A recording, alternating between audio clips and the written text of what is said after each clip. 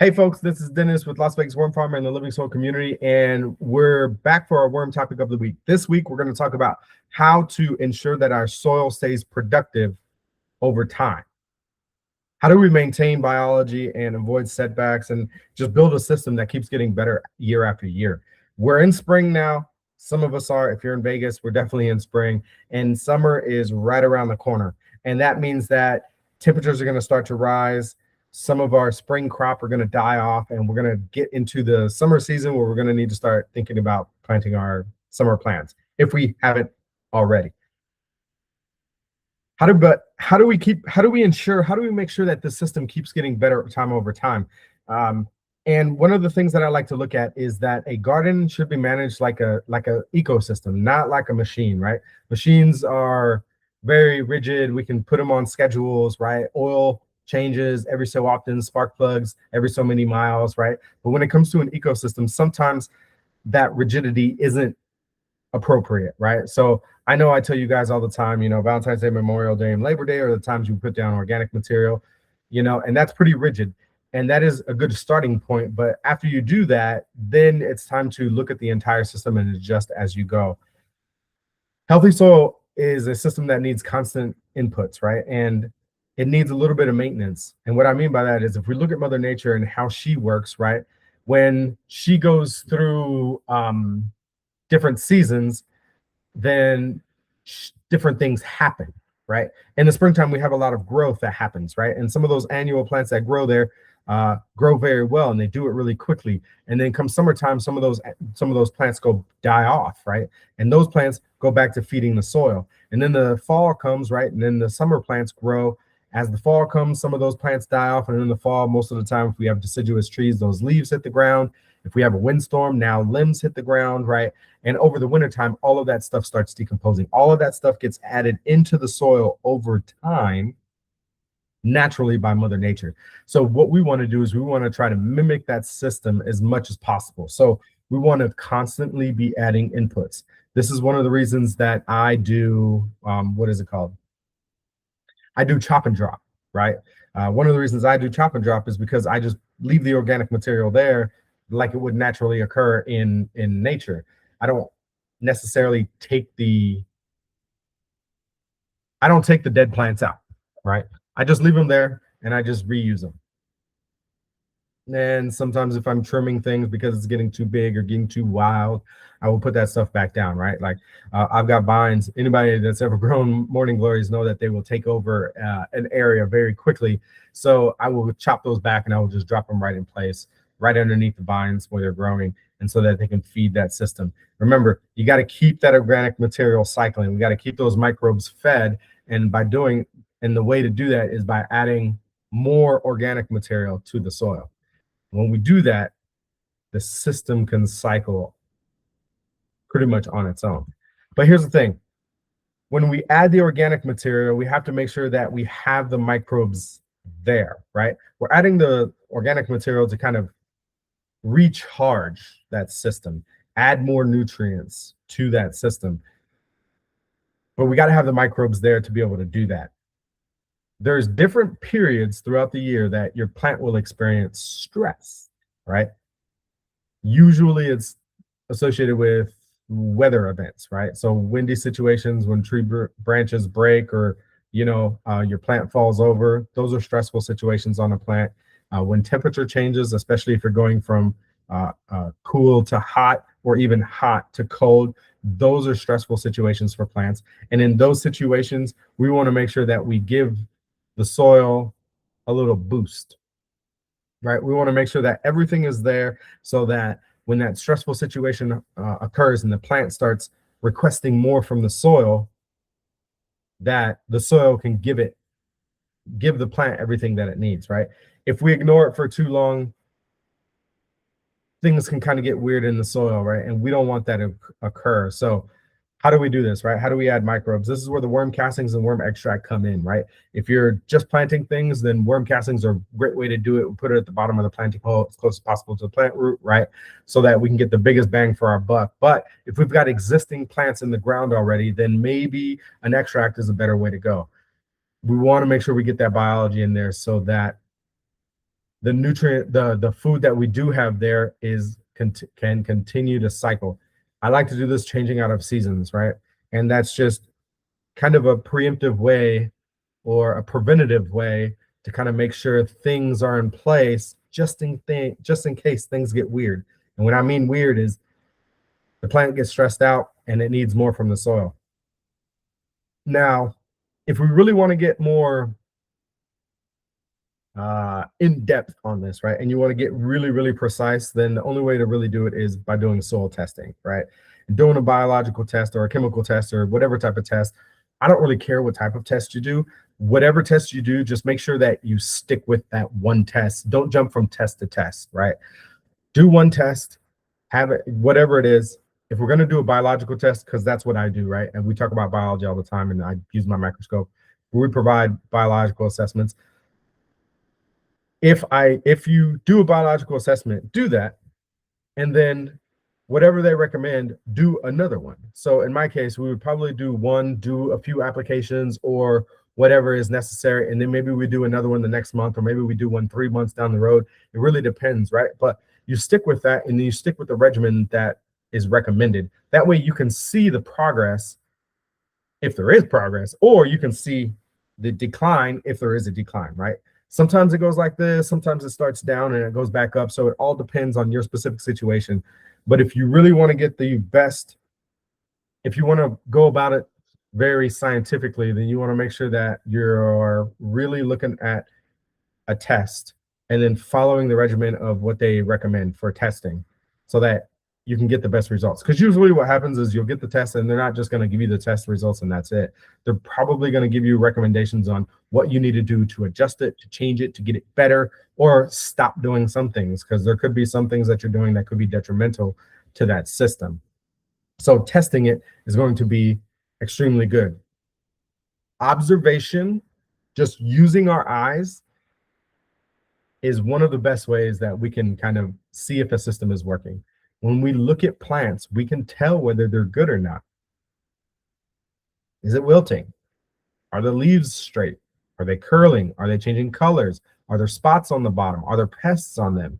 These are good visual ways to kind of test your garden to see what's going on. But if you want a much better way to make decisions and get more effective results, then testing is going to be the good way, going to be the best way to kind of go about ensuring that you know what's missing, you know what to add, and you know how to put it all together so that it fixes itself. It is very prescriptive in nature, right? That's what testing is. It's very prescriptive. We go do a test, we find out what's missing, we have a thing or the things that we need to add back into it, then we add it back into it, then we do more testing to see if what we added had the effect that we were looking for, right? It works, and it's very detailed orientated. Do we have to get to that level? No. It's nice to if you really want to know what's going on, but it's not necessary. Like I said, observation, using your eyes, is another good way to do it. It's just sometimes maybe we don't know what the actual fixes are, and that's where testing really comes in.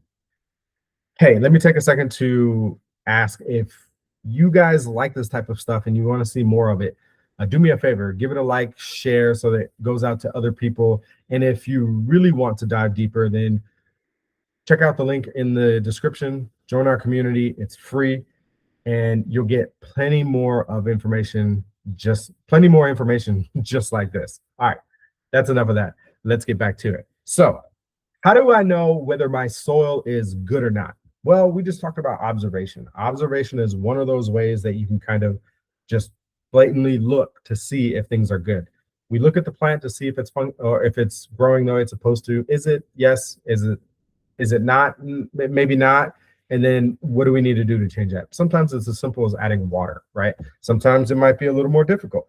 Maybe we need to add compost or more microbes in the form of worm castings, right? All of these things are things that we can take a look at. Good soil usually gives us clues, but we have to know what to look for in order to pick up these clues, right? It's just like if we're playing a scavenger hunt. If you show up to a scavenger hunt and they tell you things are missing, go find them, you're going to be like, this isn't a good scavenger hunt. I don't even know what I'm looking for. So you have to have more information so that you know what you're looking for and you have a direction to go in. And finding what a good soil is the exact same way, right? One of the most simple ways that we kind of do this is an aggregation test, right? Or just a basic, I don't know what to call it, aggregation test, aggregate test, I guess, to see what your soil is actually made of. In our community, this is one of the first things, one of the first activities we do is you basically just put some soil into a container with some water, you shake it up, and you see what your soil is actually made up of. This is super important because if we know what is in our soil, then we know how we can adjust it to get it to where it needs to be. Not every soil out there is a loam. And if you're not familiar with a loam is 1 part sand, one part sand, 1 part silt, 1 part clay. So it's a third, a third, a third to make a whole soil system, right? But that is a loam, and that is the ideal growing for a plant. The ideal growing medium that a plant could grow in, right, is a loam. But here's the thing. I'm not going to bring in a bunch of sand. You know, if I've got 20% sand and I need to get it to, 30, I'm not going to bring in 10% sand. And then I'm not going to bring in 30% clay, just to kind of make up that loam. It's not really feasible. Maybe if you have a pot or a small raised bed, that might be doable. But if you're growing anything at scale or larger, right, then it's just not going to be doable. So what do we do then? Then we have to rely on some of the other things inside of the soil. We look at the type of organic material you have. Do you have any, right? Is the soil holding moisture? Is it holding moisture, right? Is it sandy and the water is just running out? Or is it clay where the water just sits on top and runs off completely? We need to take a look at that. The next thing we'll see is, what kind of plants are growing, right? Are we having a lot of weeds, dandelions, things with tap roots? That's probably a sign that we have some type of compaction going on, right? These different types of plants will tell us what's really going on in the soil. The next thing is, we can sometimes look at the color of the soil. If the soil is white, gray, tan, those types of colors, might not have a lot of organic material in it. And then you're probably not going to have a lot of organisms. You're probably not going to have a lot of water holding capacity. So color can definitely help us out. It's not the end all be all. Remember, in these types of systems, we want to take everything into consideration. We're not just looking at one individual thing. It's a butterfly effect. One thing can affect another thing, and maybe it doesn't affect it right away, but it'll affect it like 5 or 6, 10 steps down the road, which could be a year or 2 years from now. Now, the next thing we look at is some of the soil things that are in the soil, right? Do you have critters? Do you have bugs? What type do you have? Do you have ants? Do you have earthworms? Are there mites, springtails, right? Roly-polies, earwigs, grubs? What do you have in your soil? What do those critters look like? That can tell us a lot, whether you have a system that is healthy and thriving or something might be missing. We can also just look at how happy a plant is, right? If weeds are growing in your soil and they are very happy and you have a bunch of them, then that environment is very conducive to those weeds. So as long as you're okay with growing those types of plants, then you can grow them all you want. You don't have to adjust anything. But if you want to grow something different, then we need to make adjustments to that soil, right? So plant vigor. If you're growing a bunch of dandelions and then you try to grow a strawberry plant and that strawberry plant is just not growing, then there's something wrong with the soil. It's good enough for the dandelion, but it's not good enough for the strawberry.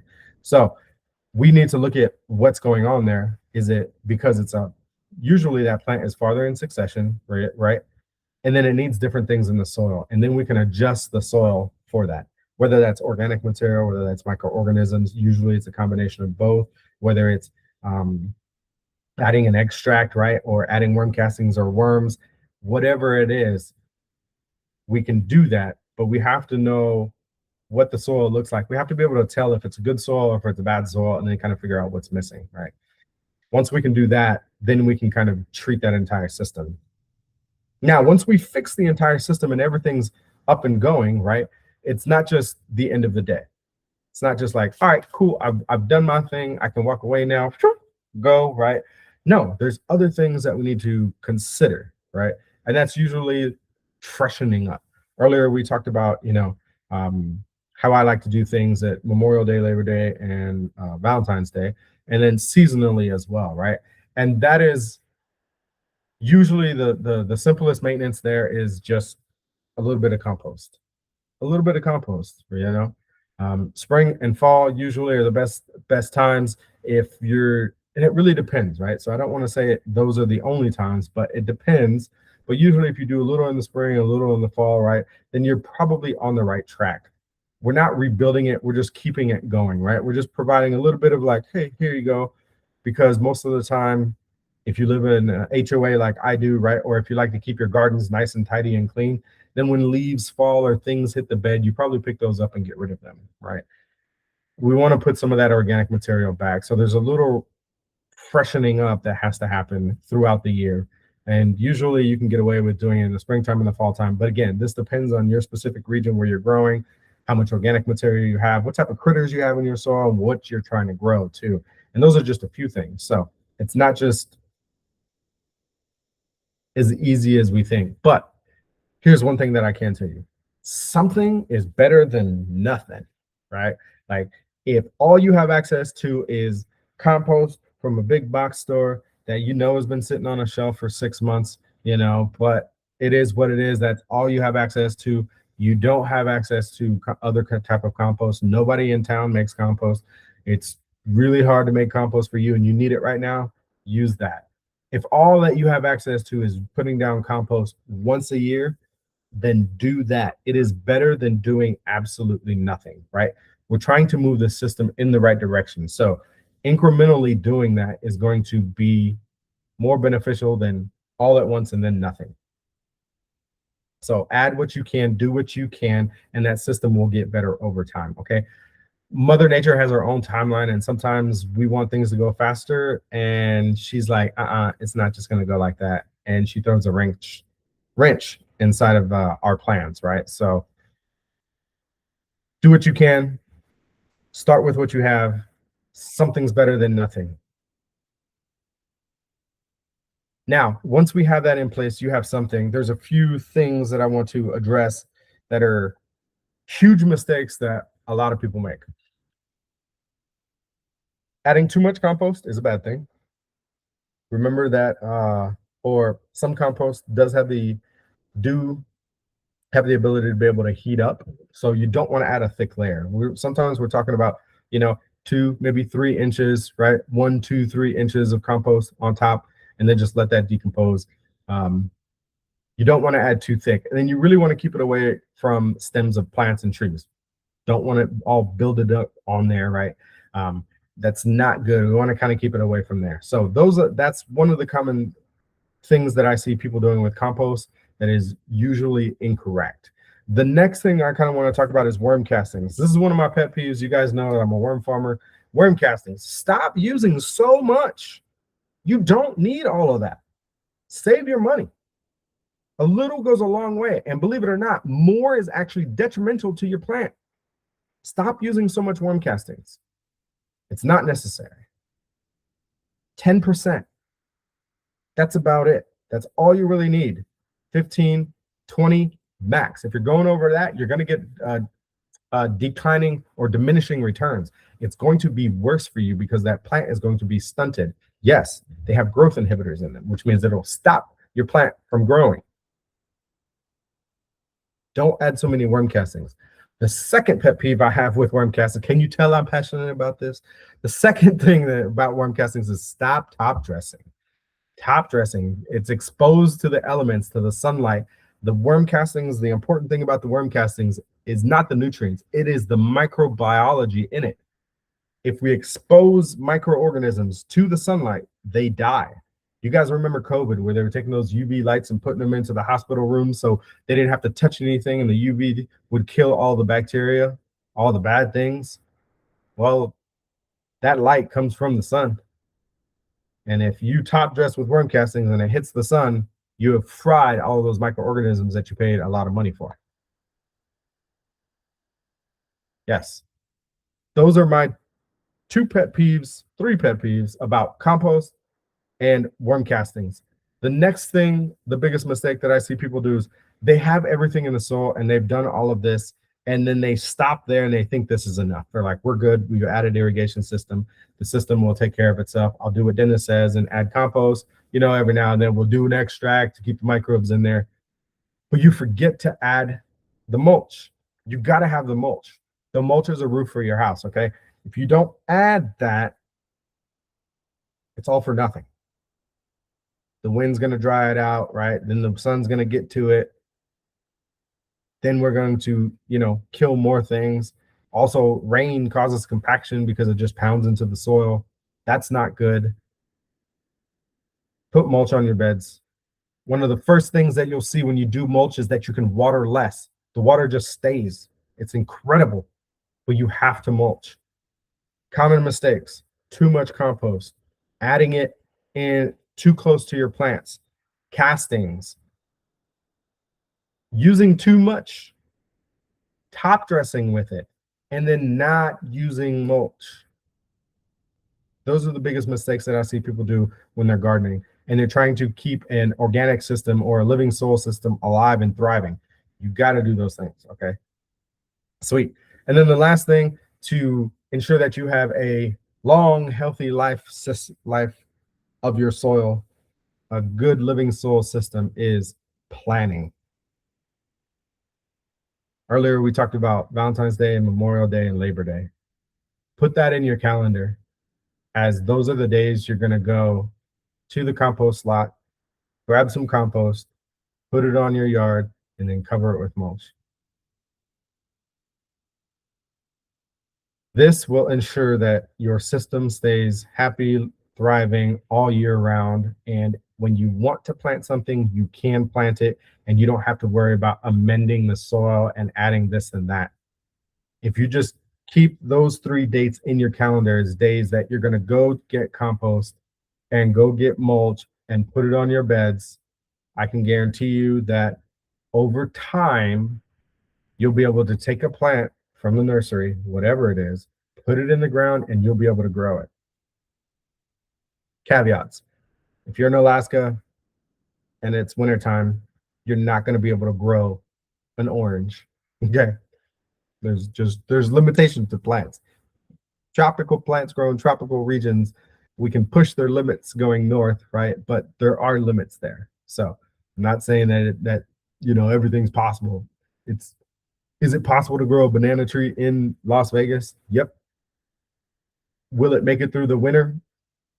Most likely not. Not with a lot of TLC. When I mean a lot of TLC, I mean a lot of blankets, a lot of keeping it warm, right? Like, probably a greenhouse would probably be better, but like, some things aren't possible, right? Now we can push those limits, right? But we have to have a healthy living soil system in order to do that. And just those 3 times a year will slowly get you to a point where that system has the ability to be able to sustain more plant life than what you thought was possible when you first started. Well, it's just that simple. If you thought, wow, that was a lot, Dennis, I'm going to break it down into 3 simple things for you. Add worm castings or worms, add compost, and keep it covered with mulch. That's it. Those 3 key things will make you an extremely successful gardener, farmer, or grower of any type. Well, if you like that type of stuff, then join us next week. That's it for this week. Thanks for watching, and we'll see y'all next week.